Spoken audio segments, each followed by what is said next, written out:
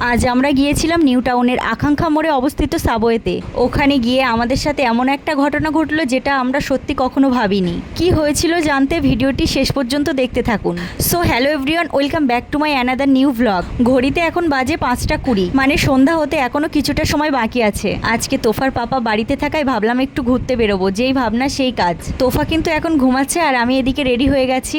এরপর আমি তোফাকে জাগিয়ে ওকে ড্রেস পরিয়ে দিই। আমরা প্রথমে যাব কোনো কাছাকাছি পার্কে, তারপর ওখানে কিছুটা টাইম স্পেন্ড করে সাবওয়েতে যাব খেতে। আর এই যে আমার মাম্মাম রেডি হয়ে গেছে, আমার ব্যাগটা এগিয়ে দিচ্ছে। এরপর বাইরে বেরিয়ে দেখি বাইরের ওয়েদারটা খুবই সুন্দর, আর এই সুন্দর আবহাওয়াটা উপভোগ করতে করতে আমরা পার্কের দিকে যাত্রা দিলাম। আর আমরা যেখানেই যাই না কেন তোফা এভাবে দাঁড়িয়ে ওর পাপাকে জড়িয়ে রাখে। পার্কে পৌঁছাতেই কিন্তু আমাদের সন্ধ্যা হয়ে গেছে। এই পার্কের কোনো এন্ট্রি ফি নেই, যদিও আগেও আমরা অনেকবার এসেছি এই পার্কে, তবে আমার আজকে একটু ভুল হয়ে গেছে, আর একটু বিকালে আসলে ভালো হতো। তো যাই হোক, ভিতরে ঢুকে বাঁশের তৈরি এই ওয়াচ টাওয়ারটা দেখে এগিয়ে গেলাম। কাছে গিয়েই দেখতে পেলাম নিচে দুটো হরিণের স্ট্যাচু দাঁড়িয়ে আছে, আর আমার তোফা সেগুলোকে ভালোভাবে দেখছে আর ভাবছে হয়তো রিয়েল। তারপর উপরে উঠেই কিছু রিলস ভিডিও বানিয়ে নিলাম এইভাবে। তারপর নিচে নেমেই দেখতে পেলাম বড় একটা টার্টল। এরপরেই পাশে দেখতে পেলাম একটা উডেন ব্রিজ। এই ব্রিজে আগেও আমরা অনেকবার ভিডিও বানিয়েছি, আর ভিতরে অনেক স্ট্যাচু আছে, সেগুলো আমি এক ঝলক আপনাদেরকে দেখাচ্ছি।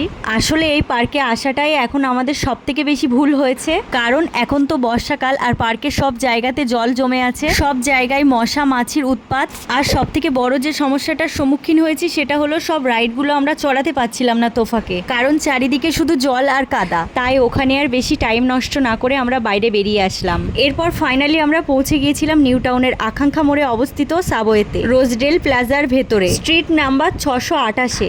আর এটা হলো সাবওয়ের ভিতরের ভিউ। ভিতরের অ্যাম্বিয়েন্সটা বেশ সুন্দর। আর আমরা অর্ডার করেছিলাম চিকেন 65 রাইস বোল। বাইরে থেকে বেশ ডেলিশিয়াস মনে হচ্ছিল, বাট মুখে দিতেই মুডটাই একদম অফ হয়ে গেল।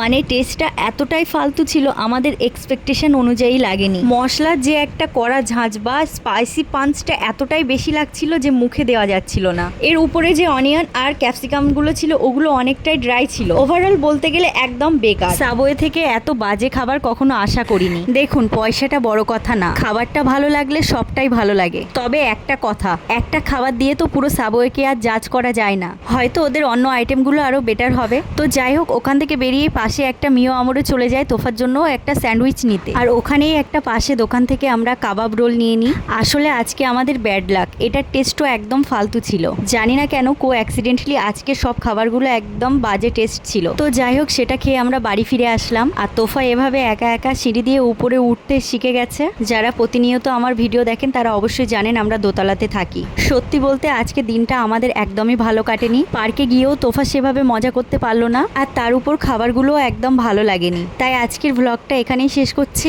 দেখা হবে নতুন কোনো গল্প নিয়ে। ততক্ষণ ভালো থাকবেন, সুস্থ থাকবেন, টাটা।